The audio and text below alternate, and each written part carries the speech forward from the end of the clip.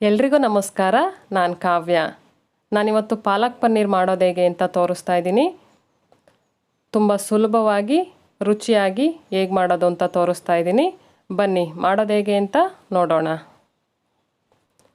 Stove ಮೇಲೆ ಒಂದು ಪಾತ್ರೆಯಲ್ಲಿ ನೀರು ಬಿಸಿಗಿಟ್ಟಿದ್ದೀನಿ. ನೀರು ಕೂಡ ಚೆನ್ನಾಗಿ ಬಿಸಿಯಾಗಿದೆ. 1 ಕಟ್ಟು ಪಾಲಕ್ ಸೊಪ್ಪು ತೊಗೊಂಡಿದ್ದೀನಿ. 2 ರಿಂದ 3 ಸರಿ ಚೆನ್ನಾಗಿ ತೊಳಿಬೇಕು ಸೊಪ್ಪನ್ನ. ಇವಾಗ ಸೊಪ್ಪನ್ನ ಬೇಯಿಸ್ತಾ ಇದ್ದೀನಿ. ಎಳೆದು ಫ್ರೆಶ್ ಆಗಿರೋ ಸೊಪ್ಪು ತೊಗೊಳ್ಬೇಕು. ಎಲೆ ಮಾತ್ರ ತೊಗೊಂಡಿದ್ದೀನಿ, ದಂಟು ಹಾಕಿಲ್ಲ ನಾನು. ಇವಾಗ ಇದನ್ನು 1 ರಿಂದ 3 ನಿಮಿಷ ಬೇಯಿಸ್ಕೊಳ್ಬೇಕು. ತುಂಬ ಬೇಯಿಸಬಾರ್ದು. ತುಂಬ ಬೇಯಿಸಿದರೆ ಸೊಪ್ಪು ಕಲರ್ ಚೇಂಜ್ ಆಗುತ್ತೆ, ಅದರಲ್ಲಿರೋ ಫ್ಲೇವರ್ ಕೂಡ ನೀರಲ್ಲೇ ಬಿಡುತ್ತೆ. ನೋಡಿ, ಇಷ್ಟು ಬೆಂದರೆ ಸಾಕು.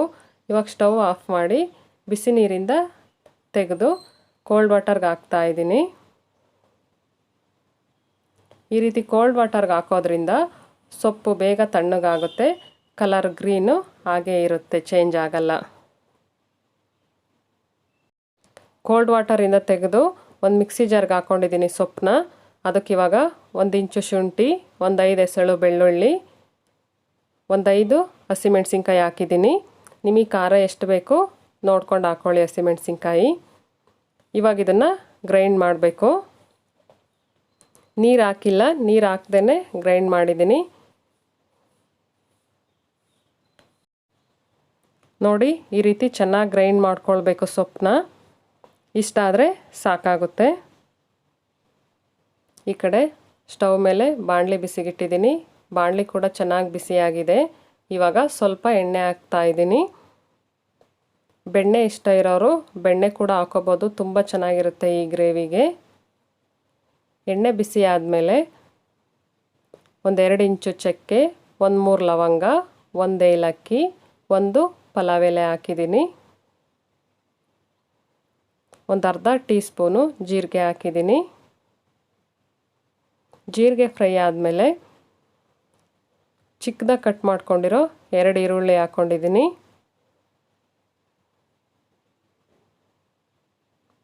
ಈರುಳ್ಳಿನ ಸ್ವಲ್ಪ ಫ್ರೈ ಮಾಡಬೇಕು.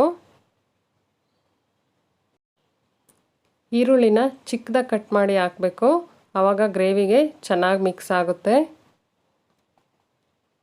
ಇಷ್ಟು ಫ್ರೈ ಆದರೆ ಸಾಕು ಈರುಳ್ಳಿ. ಇವಾಗ ಚಿಕ್ಕದಾಗಿ ಕಟ್ ಮಾಡಿರೋ 2 ಟೊಮೊಟೊ ಹಾಕಿದ್ದೀನಿ. ಟೊಮೊಟೊ ಮೆತ್ತಗಾಗೋವರೆಗೂ ಫ್ರೈ ಮಾಡಬೇಕು. ಯಾರೆಲ್ಲ ವಿಡಿಯೋ ನೋಡ್ತಾ ಇದ್ದೀರಾ, ವಿಡಿಯೋ ಇಷ್ಟ ಆದರೆ ಪ್ಲೀಸ್ ನನ್ನ ಚಾನಲ್ನ ಸಬ್ಸ್ಕ್ರೈಬ್ ಮಾಡ್ಕೊಳ್ಳಿ. ಹಾಗೆ ನಿಮ್ಮ ಫ್ರೆಂಡ್ಸ್ ಆ್ಯಂಡ್ ಫ್ಯಾಮಿಲಿಗೆ ಶೇರ್ ಮಾಡಿ. ಟೊಮೊಟೊ ಚೆನ್ನಾಗಿ ಫ್ರೈ ಆದಮೇಲೆ ಮಸಾಲ ಪುಡಿಗಳು ಹಾಕ್ತಾ ಇದ್ದೀನಿ. 1/4 ಟೀ ಸ್ಪೂನ್ ಅರಿಶಿನ ಪುಡಿ, 1/2 ಟೀ ಸ್ಪೂನ್ ಧನಿಯಾ ಪುಡಿ, 1/4 ಟೀ ಸ್ಪೂನ್ ಗರಂ ಮಸಾಲ ಹಾಕಿದ್ದೀನಿ. ಇವಾಗ ಇದನ್ನು ಸ್ವಲ್ಪ ಫ್ರೈ ಮಾಡಬೇಕು. ಮಸಾಲ ಹಾಕಿದ ಮೇಲೆ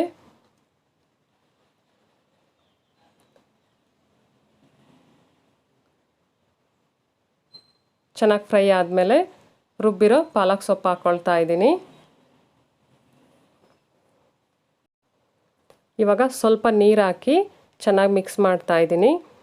ತುಂಬ ತೆಳ್ಳಗೆ ಮಾಡ್ಕೋಬಾರ್ದು, ಇದು ಗ್ರೇವಿ ಗಟ್ಟಿಗೆ ಇರಬೇಕು.